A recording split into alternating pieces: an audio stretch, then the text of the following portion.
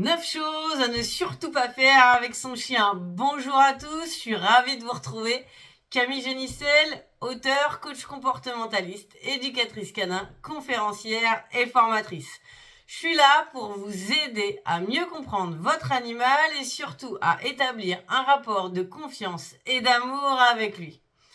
La première chose à ne surtout pas faire avec son chien, eh bien, c'est tout simplement de tirer en laisse. La laisse, on ne s'en rend pas compte, mais régulièrement, lorsque l'on marche avec son chien, on est avec lui, on se promène, tout d'un coup, on rencontre quelqu'un dans la rue et on se met à discuter avec lui. Pendant ce temps-là, on est comme ça et on tire sur la laisse un maximum. Le chien, il attend avec patience en étant tendu complètement.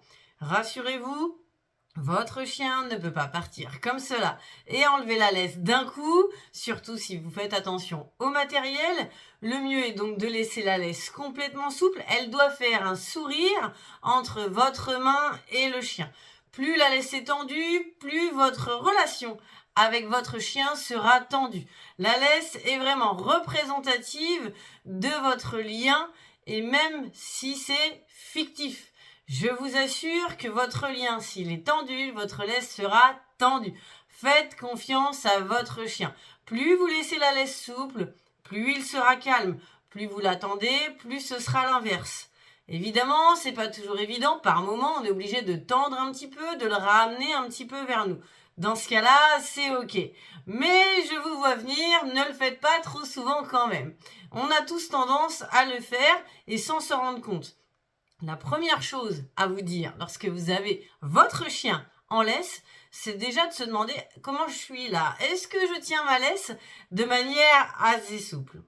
La deuxième chose, c'est d'essayer de lui nettoyer les oreilles. Évitez de nettoyer les oreilles de votre chien. C'est un endroit qui est assez biscornu et vous risquez de le blesser très gravement. Le mieux est donc de l'emmener chez le vétérinaire et de demander au vétérinaire de vérifier ses oreilles, de lui apporter les soins qui conviennent et voire même de vous expliquer à vous directement comment il faut faire. La troisième chose à ne surtout pas faire, que l'on entend souvent, c'est mettre le nez du chien dans son pipi pour le punir lorsqu'il a fait ses besoins. Par exemple, lorsqu'ils sont chiots, on voit souvent que on nous dit pour le punir et pour qu'il apprenne à être propre, il faut lui mettre le nez dedans. C'est évidemment absolument épouvantable.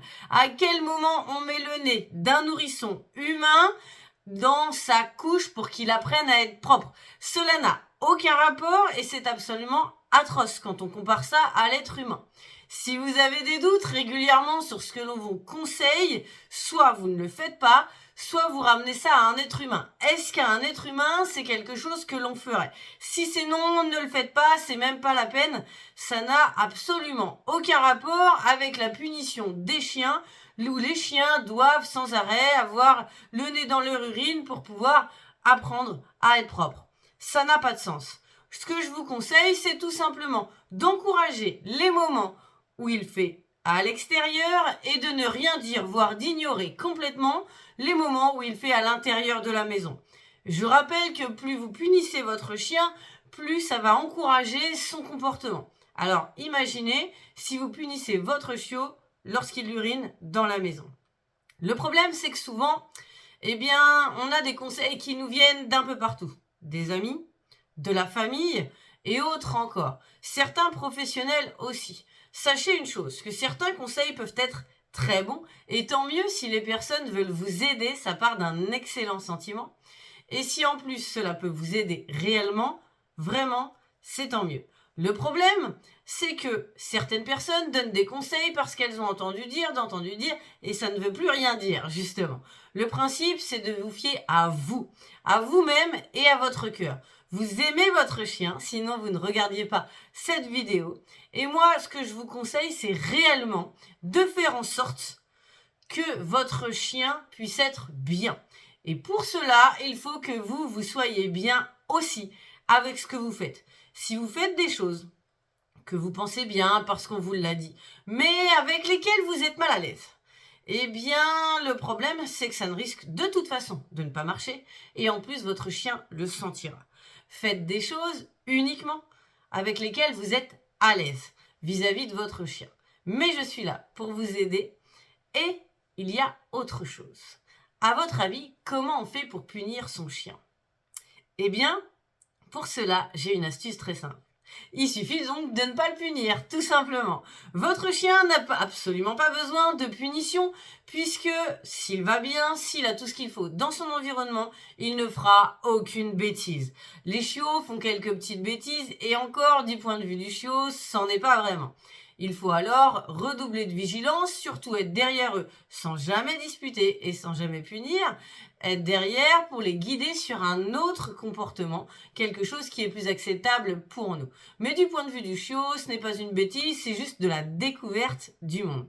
Du point de vue d'un adulte, par contre, ça peut être différent. Si votre chien adulte continue de faire des bêtises, j'entends adulte arriver à l'âge de 2 ans, 2 ans et demi, 3 ans, 3 ans et demi pour certains grands chiens, il devrait être beaucoup plus calme. S'il continue de faire des trous dans le jardin, de voler des objets ou autre, eh bien, ça signifie qu'il y a un autre problème quelque part. Peut-être et sans doute que votre chien s'ennuie. Auquel cas, au lieu de le punir, il faut avoir le réflexe d'aller le promener. Alors je sais ce que vous allez me dire. Oui, on n'a pas le temps, on a des enfants, on travaille, et je vous comprends évidemment parfaitement. Sauf que votre chien, lui, a beaucoup de temps. Et il a beaucoup de temps pour vivre. Et il passe son temps à attendre qu'à un moment donné, on veuille bien lui donner du temps pour aller le promener. Je compte donc sur vous pour le promener plutôt que de le punir. C'est quand même beaucoup plus agréable. L'autre chose qu'il ne faut surtout pas faire, et ça rejoint un petit peu ce que je viens de dire, c'est le collier anti-fugue. Vous savez, mettre des collures électriques ou un collier qui fait que dès qu'il va dépasser une certaine zone, souvent on met ça aux chiens que l'on appelle fugueurs, mais nous verrons ensemble que ça n'existe pas. Des chiens en tout cas qui vont se promener sans vous, et donc on leur met une limite de zone. Le problème, c'est que ce sont des colliers qui vraiment peuvent leur brûler le cou. Et surtout, ce sont des colliers qui ne comblent pas leurs besoins. Si un chien fait cela, c'est qu'il a besoin d'être promené. Alors, si au lieu de le promener, on limite encore plus sa zone et son espace, eh bien, j'ai bien peur que ce pauvre petit chien soit totalement mal compris. Comment voulez-vous qu'il s'exprime autrement? Il n'a pas la parole, il ne peut pas venir vous dire « Non, mais en fait, je m'ennuie tellement que je vais me promener tout seul du coup ». Donc pensez bien, là encore, à aller le promener plutôt que de mettre un collier. Le laisser dans la voiture, par forte chaleur, peut vraiment être quelque chose qui est très très grave. Il faut savoir que la température augmente très très rapidement de 5 degrés tous les 10 à 15 minutes dans une voiture, même à l'ombre. Alors vous imaginez, sachant que les chiens ont un moyen de transpiration, j'appelle cela transpiration, pour que vous puissiez mieux comprendre, qui est vraiment très peu efficace par rapport aux nôtres, puisque leur seul moyen de se rafraîchir, c'est de faire rentrer de l'air frais à l'intérieur, c'est pas très très pratique. Le problème, c'est que souvent, on a besoin de les emmener en voiture. Eh bien, je vous conseille surtout de le faire l'hiver, sauf si, évidemment, vous allez vous promener avec lui. Le reste du temps, dès qu'il y a un petit brin de soleil, et même en hiver, et même à l'ombre, il faut toujours faire extrêmement attention. 5 minutes, 3 minutes peuvent suffire pour tuer un chien. Donc, on ne laisse jamais un chien dans la voiture, même si les fenêtres sont un petit peu ouvertes. L'autre chose, c'est que si on laisse traîner de la nourriture dans la maison, à votre avis, qu'est-ce qui se passe? Je sais que vous me voyez venir. En réalité, votre chien n'est pas un voleur de nourriture. La nourriture traîne. Il la prend. Et il a raison. Quel enfant ne prendrait pas un bonbon qui est juste devant lui? Donc, avec un chien, ce qui est bien, c'est que ça nous oblige fortement à ranger notre maison. Ça, c'est sûr qu'on est obligé de ranger parce que sinon, ils peuvent aller prendre des objets et surtout de la nourriture. Les chiens ne sont pas des voleurs, ils sont opportunistes. Il est évident que surtout lorsque l'on mange régulièrement et tous les jours la même chose, comme par exemple des croquettes, ils en ont marre. Et si vous mangez de la viande ou des fromages qui ont l'air très très intéressants à côté, ils vont être beaucoup plus intéressés par ces aliments-là que par les croquettes. Et pour être honnête, je les comprends et je suis totalement d'accord avec eux. Surtout, faites-vous plaisir et donnez-leur ce genre de reste de table dans leur gamelle. Ça leur fera plaisir et ça évite la frustration pour éviter qu'ils ne volent de la nourriture. Évitez, surtout, on évite, et voire même on ne le fait jamais, il ne faut surtout pas laisser son chien seul toute la journée. Et oui, la plupart des chiens vont rester seuls malheureusement toute la journée, au moins de 7-8 heures le matin, parfois jusqu'à 18, pour certains 19 heures le soir. Vous voyez, mon visage, c'est quelque chose qui est vraiment beaucoup trop long. Imaginez, ne serait-ce que nous, on n'arrive même pas à se retenir d'aller uriner autant de temps, on fait subir ça à nos chiens, et en plus, ils passent leur temps à dormir toute la nuit, et du coup, on leur redemande de dormir toute la journée. Ils ne peuvent pas passer leur vie à dormir, ce sont des êtres vivants, on va donc les écouter et leur proposer des activités.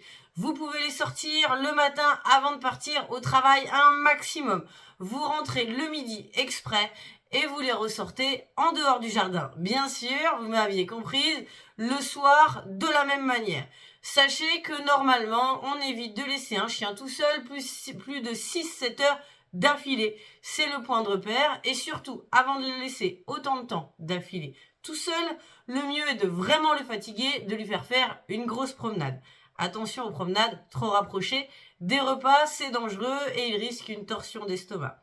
Je compte sur vous pour ne pas faire ces choses et vous concentrer uniquement sur le positif. Je vous laisse cliquer sur le lien pour le petit cadeau en bas de la description et me mettre un petit pouce bleu. À très bientôt.